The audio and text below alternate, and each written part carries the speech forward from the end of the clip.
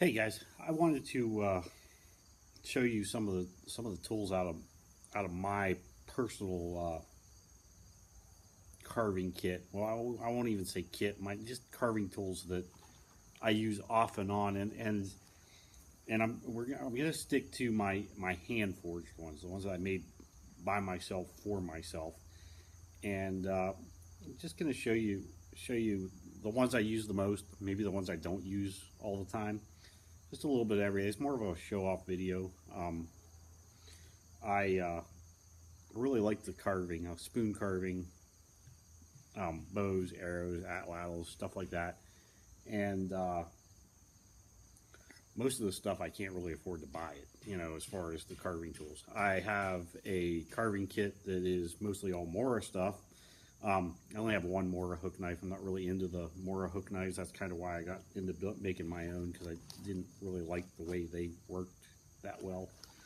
So I did make my own, and but anyways, so let me get everything laid out, and I want to go over my carving kit, and it's not just a spoon carving kit. It's a carving kit that I can take parts of it with me into the woods and leave parts of it at home, and I mix and match all this stuff up depending on what I want to do with it and stuff like that. But I'm just going to go over some of the stuff that I've made over the last few years that I enjoy making and I use, and some of it I use a lot, some of it only gets used once in a while.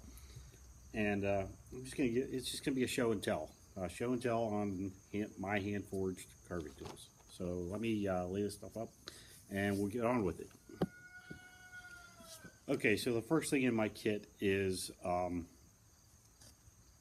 axe, couple axes actually, quite a few axes. I interchange my axes all the time. Uh, but these I didn't actually hand forge, so this is the only thing in my kit that I didn't hand forge, because I don't do axes. I wish I could say I do, and I'd like to get into it, but I've just never done it. So the closest thing I have is one that I've modified, and it's just a small modified Kent pattern axe that I made the handle for, and then I modified it. And mostly I use this for small stuff, and it works real well.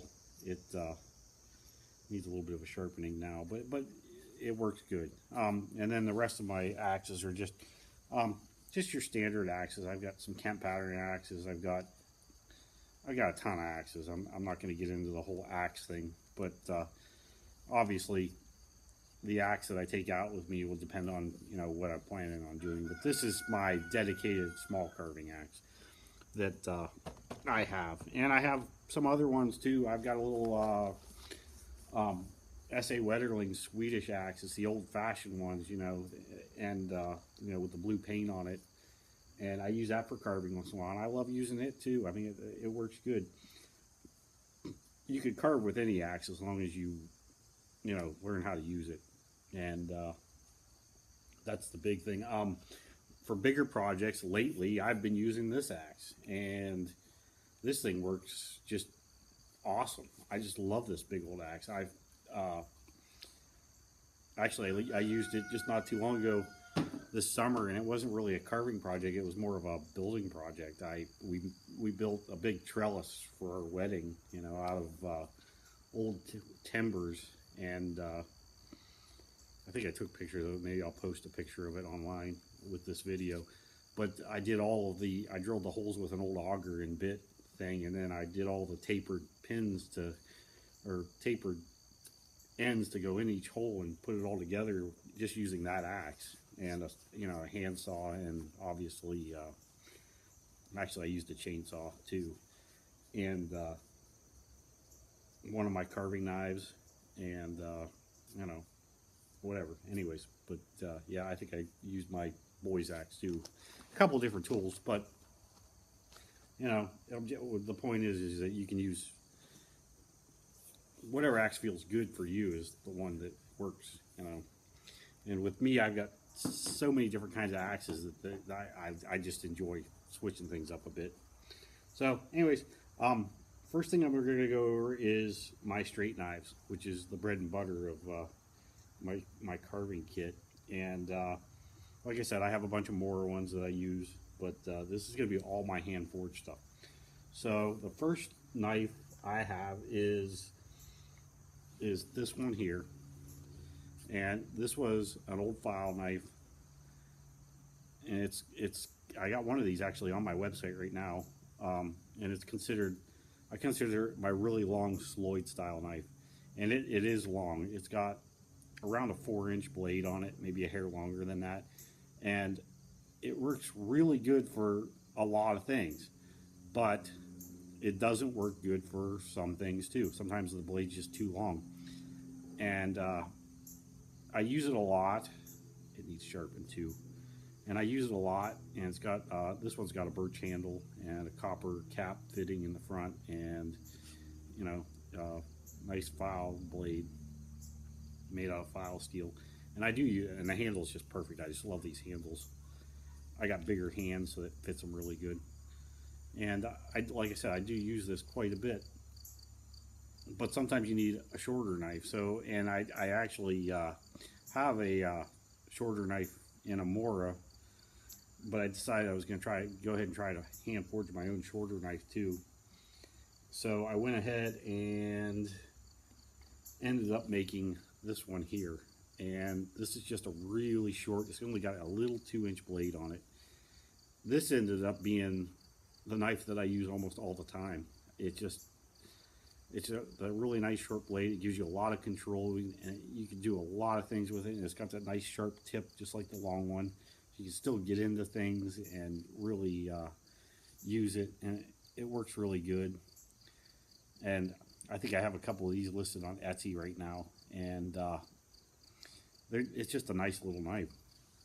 So, you know, and the differences are huge as far as blade length goes. You know, you got really long one, really short one, and this one's actually got a sweeping round blade, whereas this one's got a little bit of a flat here, and it rounds off out here at the tip. And I kind of did that on purpose, because a blade this long, I figured I'd want to be able to take big flat cuts with it too. So anyway, so those are the only two. Well, I take that back. I have one more straight bladed knife that I made. It's the very first carving knife I ever made, and it's a full tang knife, and it's sort of Mora-ish, and I use it once in a while. I don't use it that much anymore. I've gone to the pointier blades, but it works. You know, this is all hand forged. I hardly did any grinding on it at all. Yeah, it's not the prettiest thing. I wasn't real happy when I made this. The blade was okay, but I wasn't real happy with the handle. It's just a little too narrow for me.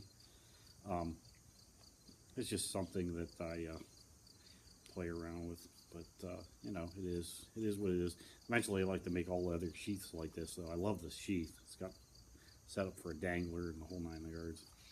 But for right now, most of my stuff doesn't have any sheaths, because I do a lot of the just wrapping it with a piece of leather. It seems to work good. The next knife is sort of a straight-ish style knife, but it's a little different.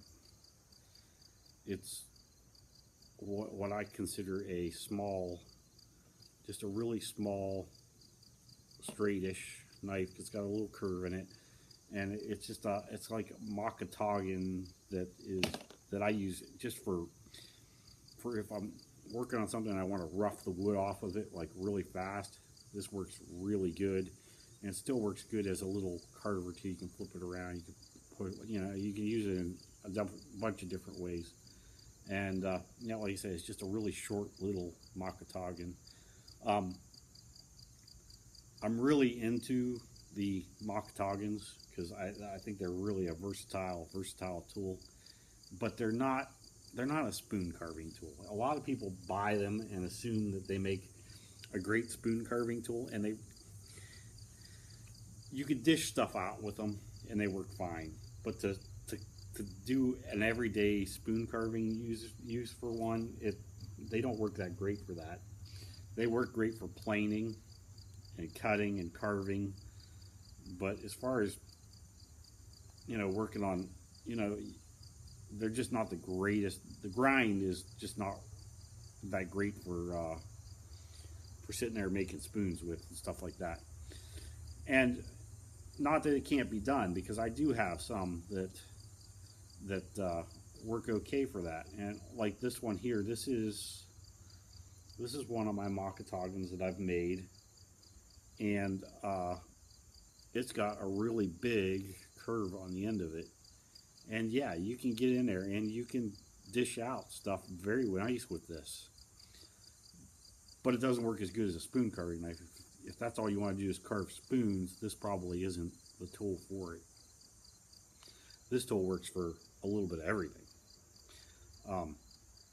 And this is my other tool, one of my other Makatogans. I have an array of Makatogans that I use. This one is what I consider a Makatogan that I would use on drier wood. It's got a little thicker blade. It's pretty thin this way, but it's almost an 1/8 inch thick blade. And on the edge here, it's got like a really steep grind. So it handles that drier wood a little bit better. And that's basically what it was made for me. It was just to kind of rough out dry wood, and then I put a nice big curve on it, so I could, because I could do some dishing out too with it and stuff like that. But you know, one of my more favorite tools to use, and another really nice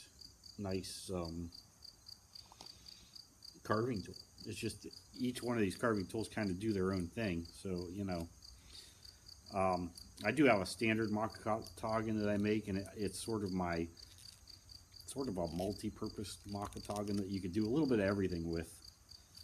And that's the one that I carry in my pack. And this here is just another this is the first Makatogan I ever made, and it's pretty special. I've got a lot of freaking leather on this handle, and this was made from an old hickory knife blade. And this one works really well. It's tapered this way. It's less than an 1/8 inch thick.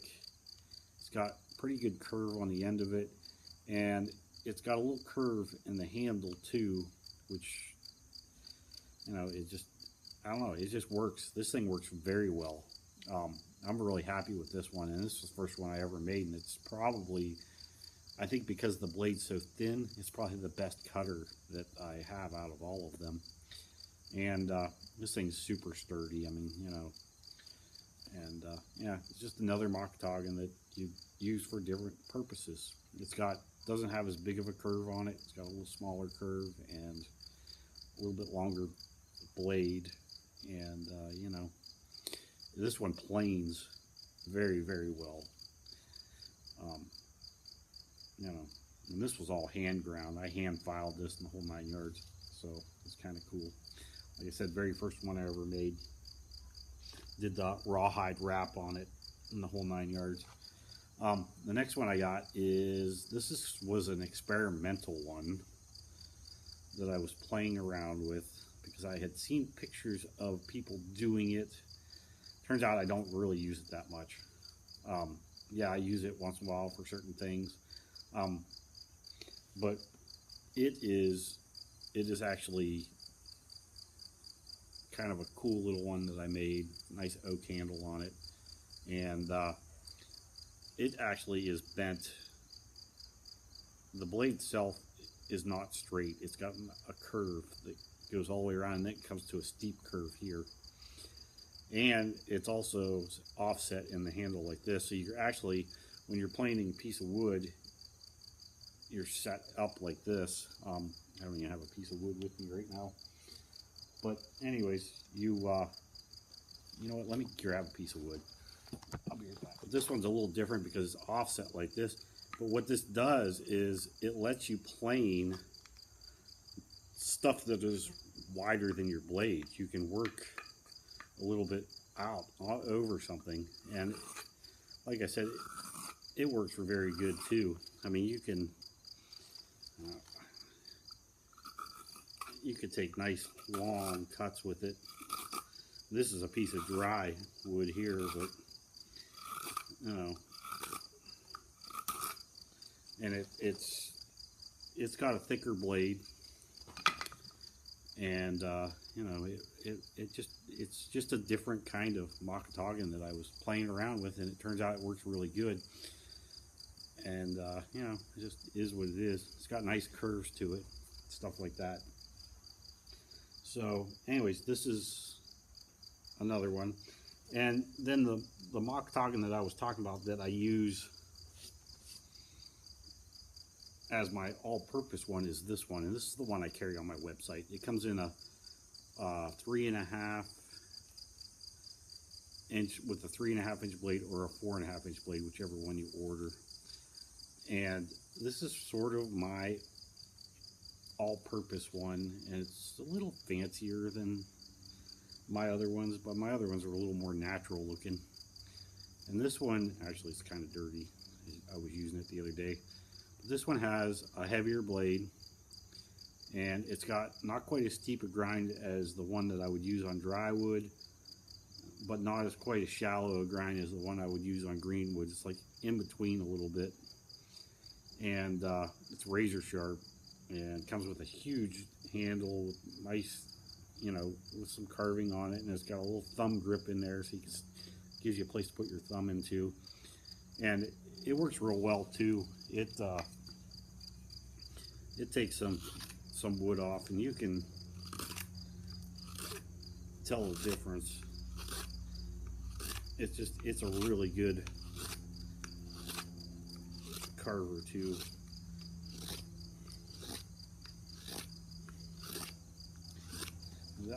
And this is the one I take in the woods with me all the time. This is my go-to woodsman type Makatogan. It's got a somewhat of a curve on it, so you can actually take it and you can dish wood out with it. Like I said, it's not really, if you're gonna dish wood out with it, you got to do it in a sweeping motion. And it does work. I mean, you know, I can get in there and really get in there and sweep stuff out. You gotta work with the grain though, obviously.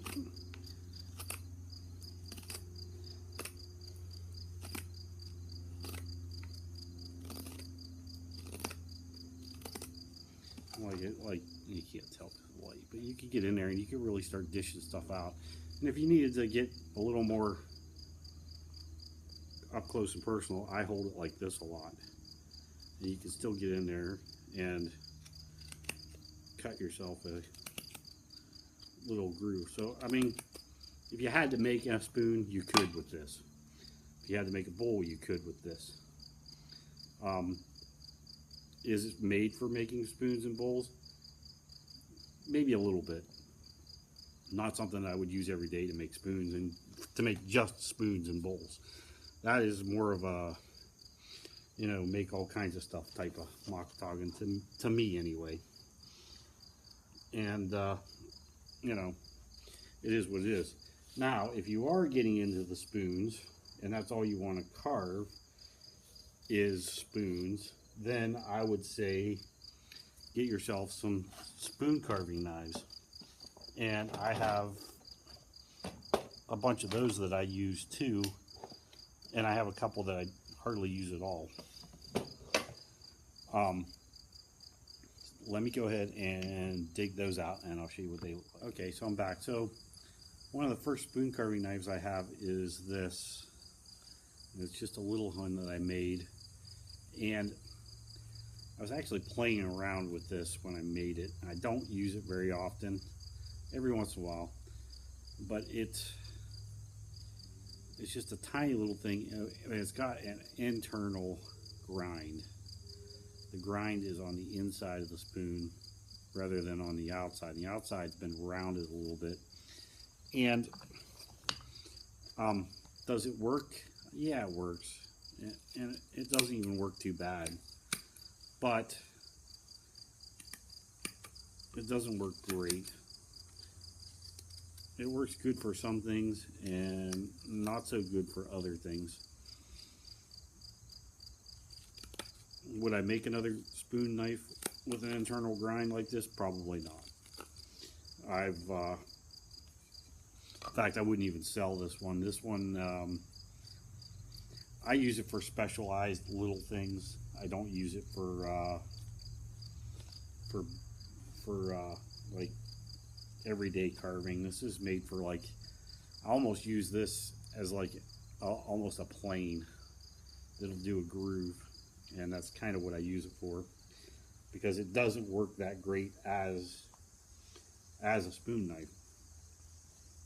But this was my first spoon knife that I ever made, so you know, it is what it is, and you know, it will do a spoon if you had to, a little spoon, but it doesn't do you know, a great job at it.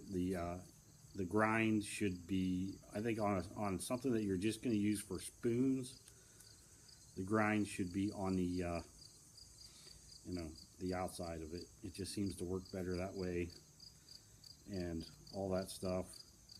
And like I said, you know, I use it more as a tool to plane a groove into things than I do as a spoon knife, because it seems to work better for that than it does doing spoons. But I keep it because it is a tool, and you know, tools are tools, and sometimes you find a use for them that you didn't even realize you could do. But my go-to spoon carving knives, or hook knives, or tukey cams, are these. These are my two favorite ones. Now, I do have one of these in a 1-inch version, and it's got just the short Mora style handle on it, like my regular carving knife, and it's got a little 1-inch, just a little 1-inch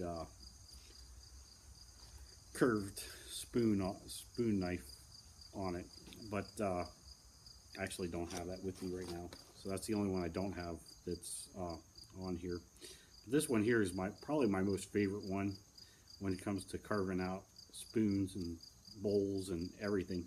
You can reach down into something with it because it's got this nice long handle, and this is one I sell on the website.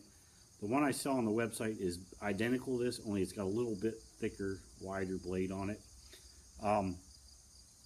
The reason I don't sell these thin bladed ones on my website is because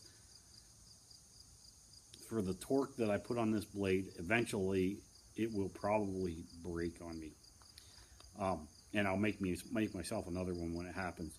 But I can't sell this on my website and then have it break on somebody and then call me back and say, hey, this broke.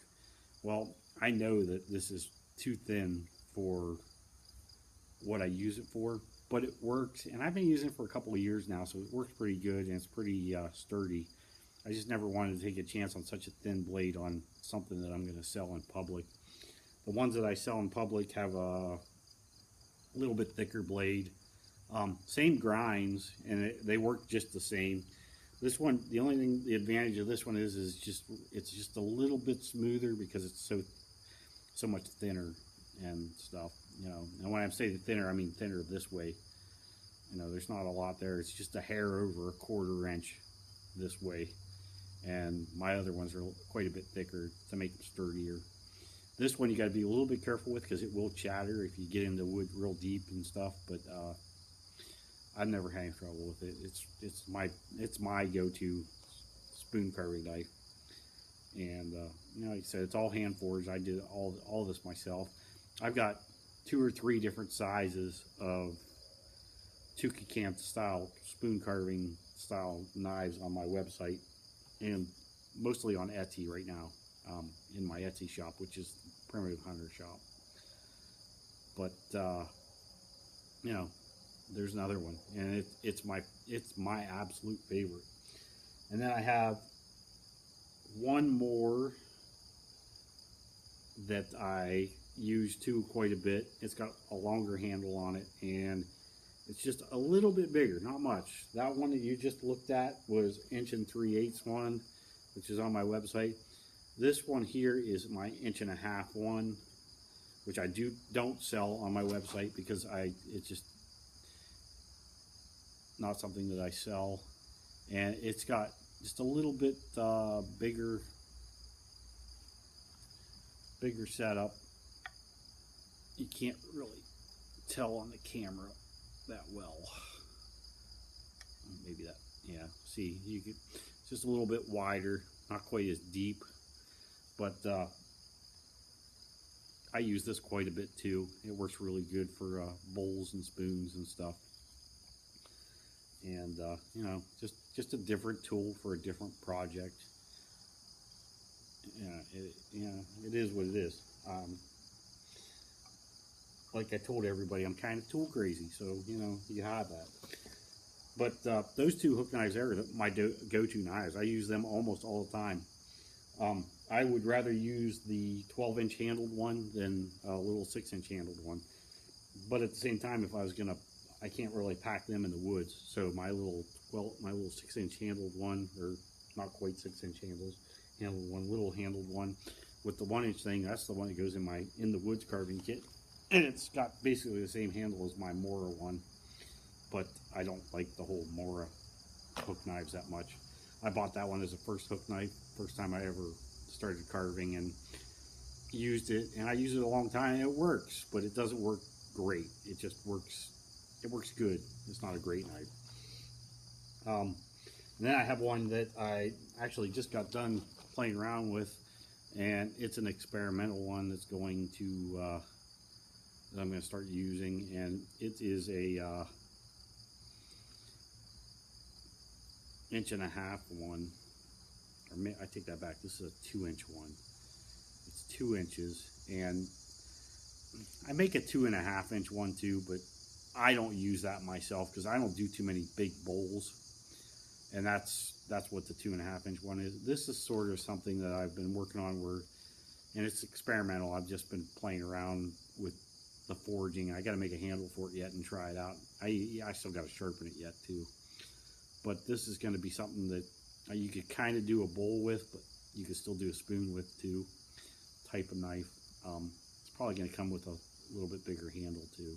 But like I said, I can't really talk about this one much because I haven't really used it yet. It's just in the stages of development. We'll put it that way. But anyways, that is my carving kit. Basically all my hand forged stuff. I got some Makatagans, a couple other ones that I have that, you know, that are laying around. I didn't gather everything up, but that's most of it. And you know, it's just one of those deals. You know, if you can't buy it, you gotta learn how to make it. So, and that was my thing. That's what I had to do, because if I had to buy all these tools, not that I need them all, but I like having them all, it would have cost me a fortune. I mean, Makatagans are expensive, and I got an array of them here because I know how to make them. And it's a learning process. I'm still learning a lot about the Makatagans. I'm working on one now that is going to basically be kind of like this one. Well, actually probably more like this one. And instead of it being a perfectly flat here across here, it's got just a slight curve to it, and it seems like that's going to work a little bit better for me on some things. I mean, don't get me wrong, I like this flat one too, because if you're doing a nice big flat surface, that works nice. But sometimes it's hard to take that big chip out, so the little bit of a curve is going to be a nice thing too. But like I said, anyways, that's my carving kit, and I just wanted to show you guys it off, and that's it for this video. If you like it, like, share, subscribe, and thank you.